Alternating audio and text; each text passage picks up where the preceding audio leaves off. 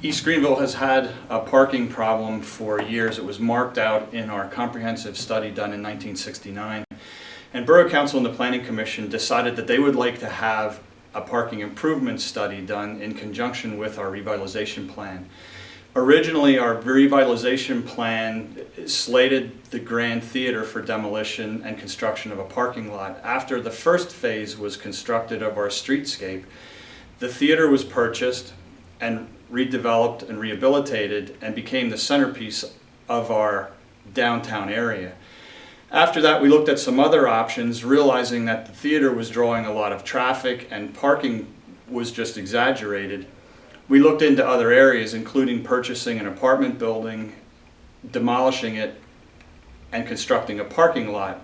When we looked at the estimated cost for acquisition, demolition, and construction, we ended up having the cost per space at about $50,000.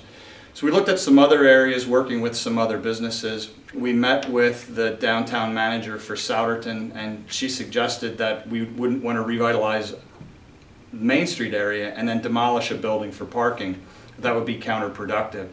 So to look at our parking problem, we decided to do a parking improvement study through the County Planning Commission and looked at all of the parking, including our 350 home subdivision, Colonial Village, because that's where we have had a lot of parking complaints. We've also had parking issues on Main Street. And we looked at the middle school area, which was redeveloped with the land development and additional parking was constructed there. So we wanted to look at the whole borough because it has been marked out in comprehensive plans that the parking has been an issue.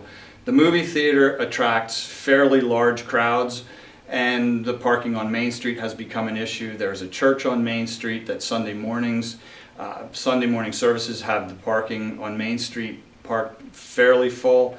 So we decided to do a study and look at some recommendations that came out of the study for future funding, for future land acquisition, and maybe some shared parking arrangements to go to residences and businesses and talk to them about what we could do and to see if there is in fact a problem and what extent that problem does exist. So that's how we got to the need for a parking improvement study, and we're hoping that that study will be able to be used for grant opportunities, loans, and we can document that what we're doing has a plan behind it.